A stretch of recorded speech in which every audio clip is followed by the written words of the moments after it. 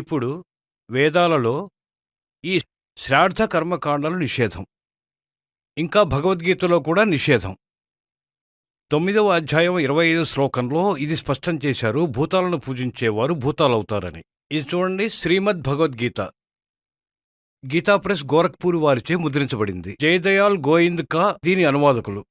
ఇది అధ్యాయం నంబర్ 9, శ్రీమద్ భగవద్గీత, శ్లోకం నంబర్ 25.